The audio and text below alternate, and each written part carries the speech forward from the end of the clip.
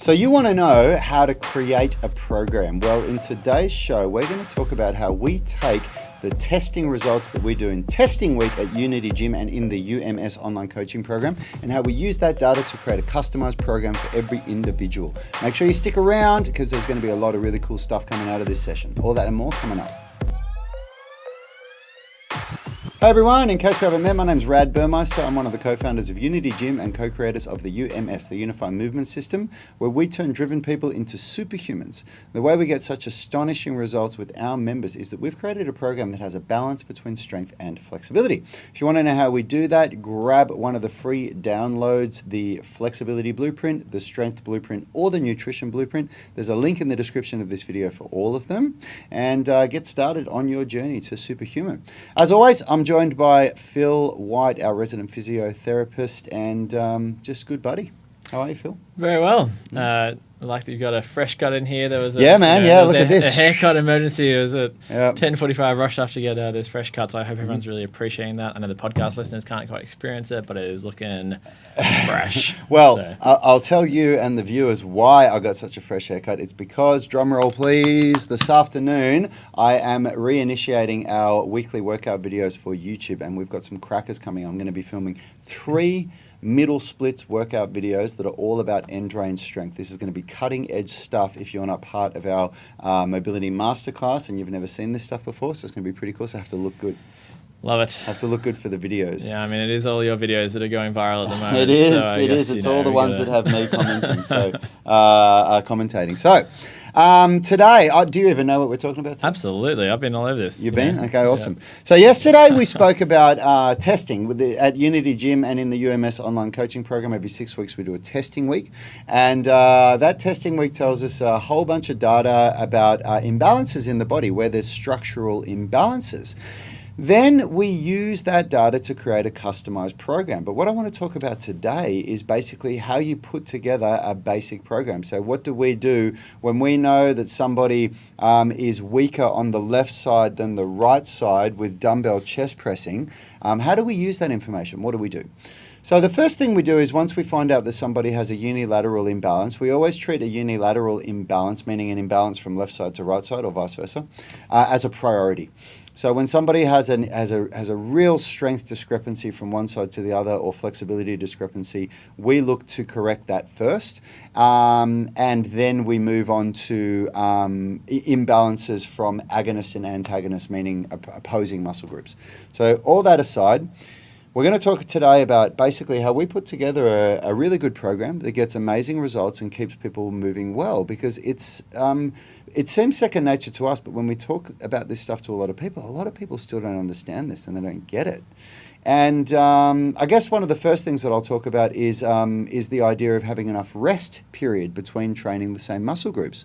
So the research shows that for optimal results, for optimal growth, optimal recovery time, and to make sure that you don't want to train hard, get a training stimulus that causes growth, but then not train again for another week or two. That's not optimal. But also you don't want to train hard, get a training stimulus to cause growth, but then train the next day trying to do the same thing again. That's not optimal either. So what the research shows is that you actually need to rest between 48 to 72 hours on the same muscle group before you train that again. And that is something that we do in the UMS coaching program. So we do upper body pushing and pulling on Mondays and Thursdays, and we do lower body pushing and pulling on Tuesdays and Fridays.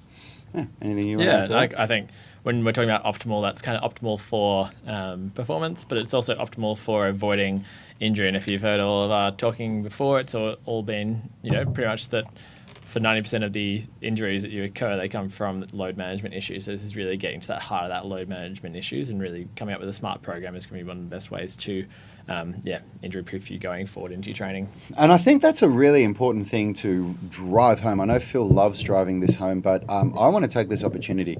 I've been training for a long time now. I'm 42 in a couple of months, and I'm in better shape than I've ever been, despite having a really bad injury last year. I'm still in really, really good shape, and my body's performing really, really well.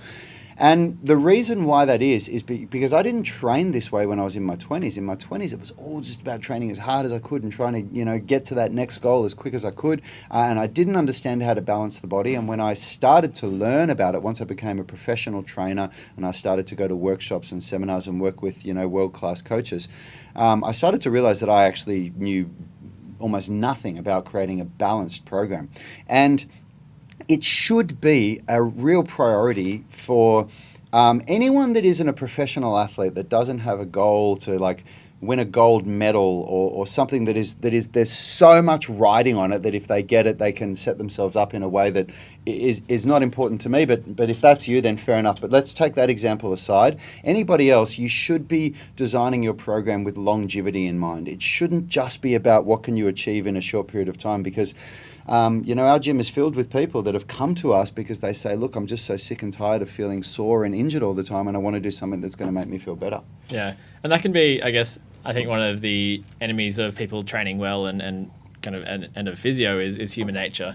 And human nature is that you go for that kind of next shiny thing, and you just want to, you get kind of distracted by, something cool that you want to be able to achieve that you've seen on the internet. So I think and that's hard, man. That's I hard totally to agree. avoid that. It's hard. It's so hard to still avoid hard for that. me to avoid that. Exactly. So going back to the beginning of the year when we talked about goal setting, you really have to try and think big picture about your long term, but then also the steps you take to get there, and then try to align all of those goals together. So it means that you can explore some of that fun, exciting stuff that keeps you engaged in training, because the best training you can do is the one that you'll actually turn up and do. So it's all about figuring out that sort of master plan of where you want to get to, and then the path you get there. And it might not be optimal for getting into there the quickest way possible, but if it's all about staying with it, enjoying it along the way, having the skills to develop your program in line with your goals is so key. So I think it's a really key topic that we're getting into today about finding a meaningful pathway forward with your program that plays into your long-term goals. And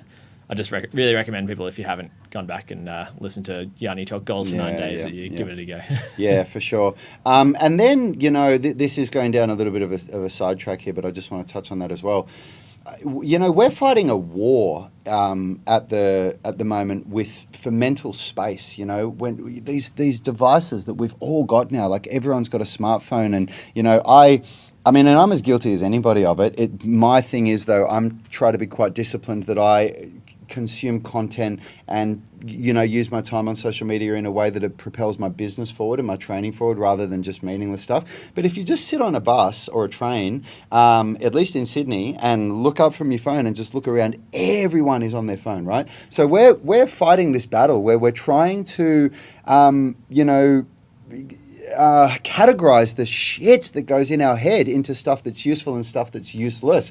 And a lot of what, touching on what you were saying about, the shiny object things, if you're not aware of this, and if you just consume content without any concern as to what it's doing to your mind and to your focus, then you can so easily get sidetracked. And even though you set a plan for yourself with your training, you can go, oh man, I'm going to go into the gym tomorrow and try that move that I'm not even close to being ready for, but it looks so cool and I want to be able to do it.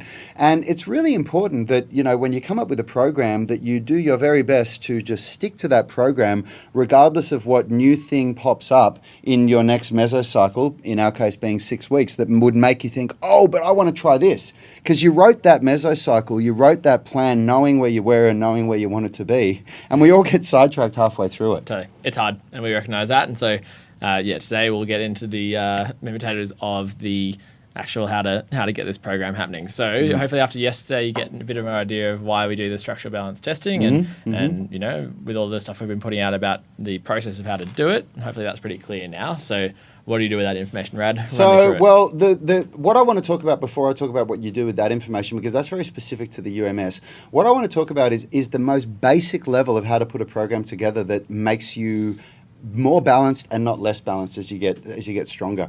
And I really believe that for me, for what I believe in, I don't like going the bodybuilding way, which is talking about muscle groups, which is saying I'm going to train my chest and my biceps today, or my back and my triceps, or whatever it is, whatever the split that you do. I believe in talking about movement patterns. So we break movement down in our program, split into 3 categories. We have bent arm strength, which is any movement, any upper body movement that involves bending the elbow. If the elbow bends in the movement, it's called a bent arm strength movement. Then we have lower body, and lower body, the primary movements that we do are squat and deadlift, and I'll talk about what they're paired with in a sec. And then we have straight arm scapular strength, and straight arm scapular strength refers to upper body movements where the elbows stay locked out, where the movement occurs from scapular protraction, retraction, elevation, and depression. So that's a split that we really like, and that's called a program split, where we do bent arm strength Monday, lower body Tuesday, straight arm strength Wednesday, bent arm strength Thursday, lower body Friday, straight arm strength Saturday. Now, not everybody has to do that. We have members that say, look, I can only train 3 days a week. No problem. We teach people how to, change the split that's specific to them. Some people do the 2 lower body days and 1 bent arm strength day. Some people do the 2 bent arm days and 1 lower body day. Some people do 1 bent arm, 1 lower body, and 1 straight arm. It depends on what you can fit in, but the program can be customized to you depending on how little or how much you can train. Okay. Yeah, and I guess priorities come into that as well. I imagine with the straight arm is particularly relevant for calisthenics. So if calisthenics is more of your goal, then you probably more heavily weight the straight arm days, and Absolutely, but you know what? I'd like to touch on that. What I have learned from experience, and what I've seen some of my other friends that are people like Aaron from Origin of Energy that have talked to me about it. If through our own discovery, we have found that bent arm strength has a much greater impact on your overall strength than straight arm strength does. Yeah. So even though my goals are heavily revolved around calisthenics, I now prioritize bent arm strength because I tried prioritizing straight arm strength for a couple of years and it didn't deliver the results that I saw that Richard and Yanni got from going the other way, prioritizing bent arm strength. And they basically did that from a default setting that their goal was more to be as strong as possible with weightlifting, and my goal was very specific to calisthenics. So I do want to clarify that. I love straight arm strength. It has a massive part in the UMS, but I do believe that if you had to cull something and say, what am I going to focus on? I would do bent arm strength over straight arm strength. So you've got that, you've got your goals, you've got your priorities, you've figured out how you're going to do it. Now, the way that you need to write a program is you need to balance pushing and pulling, and this happens in the upper and lower body. If you've heard this pushing and pulling concept, a lot of people have only heard to it as horizontal push and pull and vertical push-pull, but we talk about it in the lower body as well, and I'll explain that in a minute. So with bent arm strength, what it means is we break it down into horizontal pushing and pulling, which means that your arms, if you were standing straight, if I was standing vertically, if I was standing upright, if my arms move away from my body, they're moving horizontally along the ground, and that's a push. And if they're moving towards my body, they're moving horizontally in a pull. And if they go up like this, that's called a vertical push, and then down like this is a vertical pull. So examples of horizontal push and pull would be, in weightlifting, would be a bench press and a bent over row. You might be getting confused here because, in a bench press, my arms are moving up and down. Yes, they are, but how are they moving in relation to if I was standing upright? Yeah, I'm talking the anatomical position is that's standing. Right. In this standing, position, that's so, right. Yeah. So horizontal push and pull, bench press, bent over row, or in calisthenics, push up and a ring row would be examples. Vertical push-pull, standing barbell shoulder press would be a vertical push, but also a handstand push-up would be a vertical push. Even though you're upside down in one, the arms are still moving vertically above the head, and a pull-up would be a calisthenics movement of a vertical pull, and a lat pull-down would be a weightlifting movement. So for a dip, for example, would you put that in the vertical push? That's a really good question, and it's an interesting one. I used to call it as a horizontal push because it trains more of the pecs than it does the deltoids. Yeah. But since I've learnt about gymnastics programming, in gymnastics, at least for the people that I've learnt gymnastics off, so don't tell me, Dimitri from whoever, teaches it this way. I'm sure there's people that teach it differently, but from the person that I've learnt off, they call it a vertical push-pull. And that's because in gymnastics, a perfect dip, you are actually in a vertical position. So your arms are pushing downward in a vertical pattern. So I do call that a vertical push, dip. Yep. I think this horizontal push-pull idea and the vertical push-pull idea is just such a key concept to understand, because I really find a lot of people who come in to see me and they're like, I don't train in a gym, but I do lots of like body weight stuff from home, and so I do my upper body stuff, and I was like, so what is it? And they're like, I'm doing a push-up challenge at the moment, and I get some burpees in there, and I go down to the park and do some dips, and so it ends up like it's just push. It's push, and so I think it's really key to, if you can break it down to these really key to easy to understand terms. You don't need to know your anatomy. You don't need to know what chest and bis and back and tris are. This muscle. All you need to think is am I pushing something away or am I pulling it towards me? Yeah. And that I think can really make it easy to understand just how you're building structural balance into your training, because it's just so many issues come from people spending all of their time, in this position on their phone, or this position on the computer, or this position on the while they're driving, and you know what's amazing? And sorry, I just got to have a quick shout out. Quack, thanks for tuning in, brother. And yes, my fresh cut is looking good, isn't it? So what's really amazing is that we get so many people that come in here that have compromised shoulders, and they've got shoulder impingement and pain, and they really believe that they need a customized program, that their issues are unique. And just by putting them into the UMS with a balance between pushing and pulling, within a month, they're like, oh my God, my shoulders have never felt so good. Yeah. Just by creating that balance. And if you want to go for even further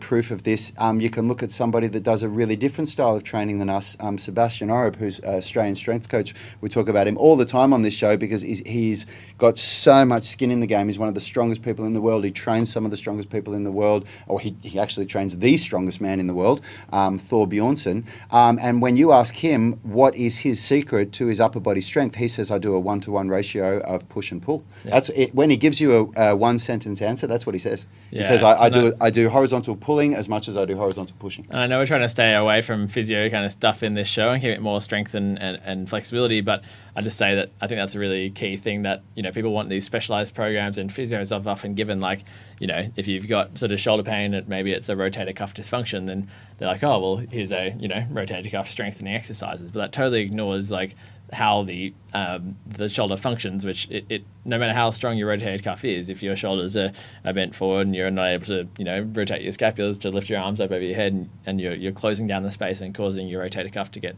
have impingement while you're lifting your arm overhead, like no amount of strength in that muscle will change that movement pattern. So it all comes down to that balanced program, and so it's so key to. And these movement patterns that we're talking about here, they're called primal movement patterns. They're the movements that have been identified as, if we go back to caveman times, these are the movements that we must have evolved with, which is called horizontal push-pull, vertical push-pull, squat, lunge, bend, and rotation. And you can put almost anything that a caveman would have had to do into those patterns. You either would have had to lunge down to pick it up, squat down to pick it up, bend down to pick it up, rotate to throw the spear or the rock, or push or pull away from you. So that's why they call it primal movement patterns. And at the most basic level of program design, it's very, very important to include these patterns and to do them as a 1-to-1 ratio. Where a lot of people get it wrong, and what I used to get it wrong was, I would be looking at my body from a muscular perspective, where I would look at myself in the mirror and think, oh, I need to build my chest more, or I need to build these muscles more. I'm going to train those muscles. And that has always delivered really bad results in myself and in anyone that I've seen. Yeah, the mirror muscles are a common one, where people will just smash the chest muscles, so they'll do, bench press, dumbbell flies, these machine flies, and they'll do their abs and end up just becoming so dysfunctional and can't even lift their arm up over their head because they've just got so much. So what we can do, we can bring it back to what you said before. How do we use the UMS test results to create a program? So we've got a split, and the split in the UMS doesn't change. We have, as I said, Monday bent arm strength, Tuesday squat and hamstring. So when you talk push and pull, as far as the squat goes, even though there's a bunch of joints that are moving, but we talk about what's going on in the knee. So in the squat, the knee is extending, and in a hamstring curl, the knee is flexing. Okay, so that's like a opposing muscle group movements. Even though the hamstring is used in a squat, and if you want to get really specific about it, but that's we have to include hamstrings and squats somewhere, so we do it there.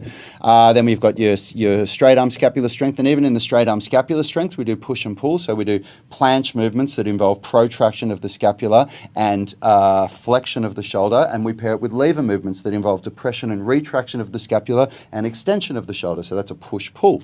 And so we've got the split Monday to Saturday. You do your testing week, and then the testing tells you, out of a horizontal push-pull, is the bench press weaker than an incline bench press, or vice versa? When you've done dumbbell pressing, was one arm stronger than the other? Is a front squat stronger than a back squat, or stronger than a split squat, which is a unilateral thing? So we get this data that tells us imbalances, and then we use that data to decide, on Monday, what version of a horizontal push and pull are you doing? What version of a vertical push-pull are you doing? What version of a squat are you doing? Are you doing a split squat, a unilateral version? So it's a really, really great way to create a customized program for the individual using a split that's been proven with thousands of people to be a very, very good, safe and healthy way to train. And then from there, I feel like that was a mic drop moment because you looked at me like, yeah, I've got nothing to add to that. So.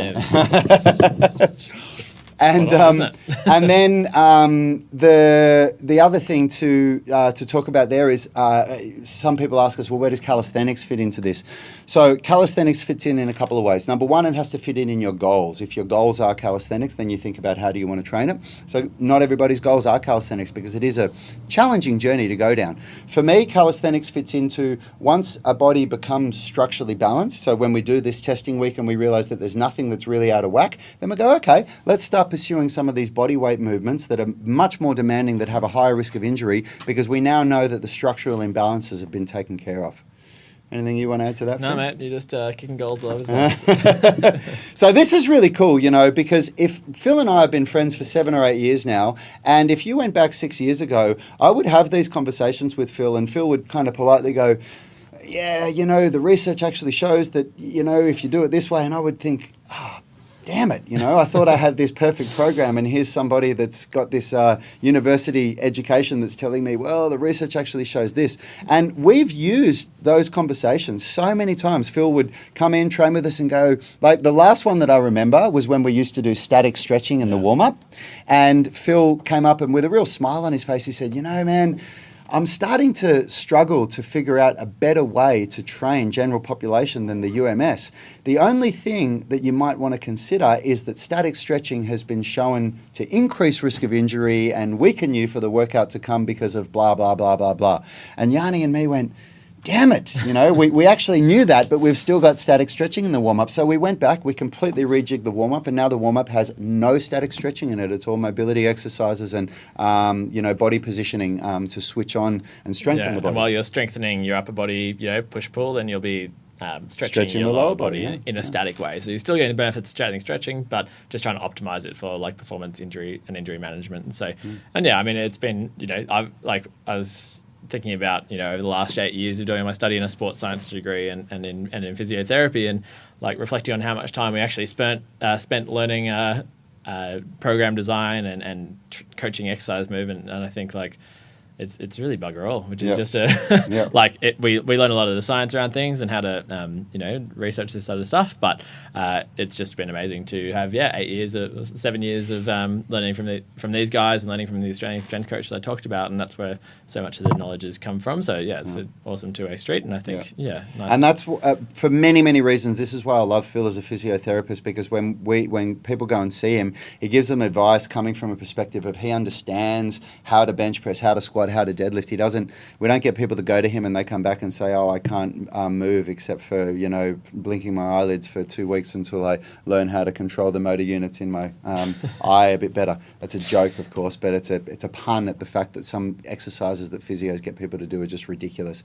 Now, listen, guys, we're out of time, so I'm going to give you, because what I say has a little bit of a delay, 30 seconds, so I'm going to give everyone 60 seconds to get any questions in. If anyone has any questions, because we've got a bunch of viewers here, if anyone wants to know anything about the way that we write programs, why do we do it a certain way, please get the question in. Even if you just put I have a question, and so we know not to end the show, and then we'll give you time to write it. So I'm going to give you guys 60 seconds to write that you have a question. Yeah. Phil, have you got any final thoughts? I think that we have got to this point now in the program where everyone's like really happy with it here, but just say that doesn't mean it won't change in the future, because we're always on the lookout for the best way to do things. Always. If you do have any questions being like, I don't understand why this happens like this and I think it can be better, like send that our way and we'll look into it, or explain why we've done it a certain way, because I think it's so key to constantly it's easy to feel like you've figured everything out and you know everything, but I think it's like, especially with the body where so much is unknown, and science with the human body is really challenging. There's so many variables, there's so many different parameters that have such a huge impact on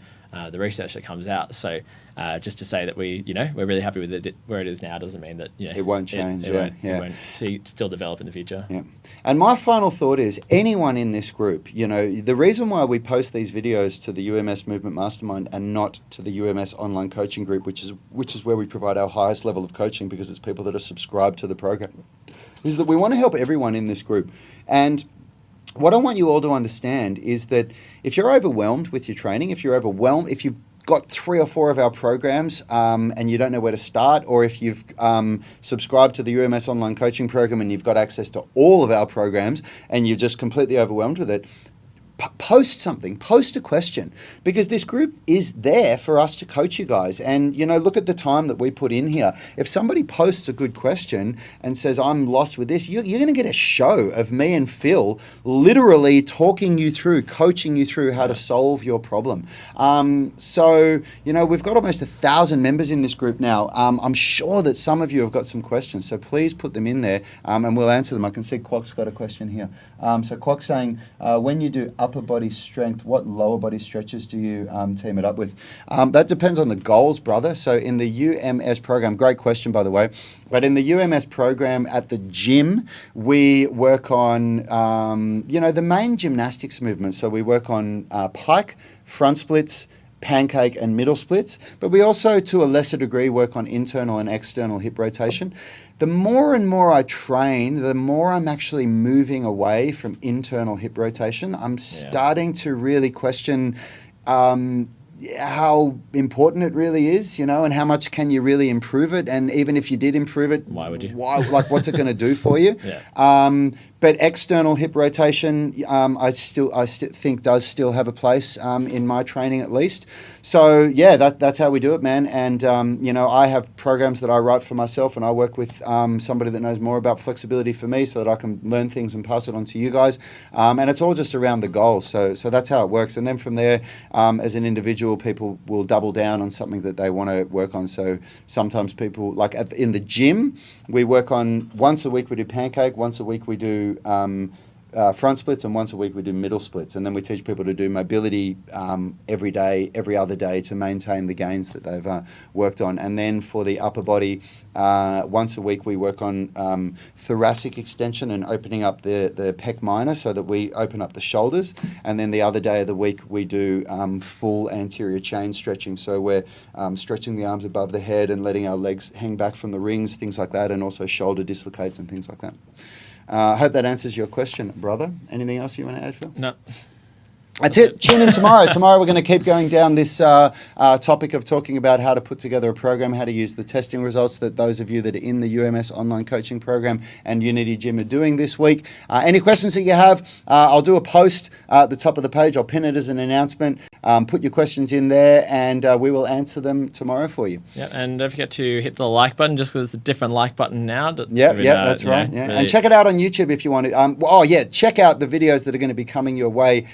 Probably next week, I'd say they'll be edited about the middle splits on YouTube. Don't forget, there also is the podcast option, and thank you to all those podcast subscribers. It's exciting to see. We're up to I think nearly 800 listens on the podcast now. So it's getting it's getting there. We're pretty much a big deal. So if you have any friends who you think who tell your friends. Like if you're training with someone at the gym, or you just have someone who is trying to get into exercise and needs some help along the way, and they can come in here and ask questions and share the podcast, share the videos. Really helps us out. Yeah. Nice one. Have a good day, guys. See you soon. Health is about performance, not just body image. You better be willing to accept what you're going to have to do to get there.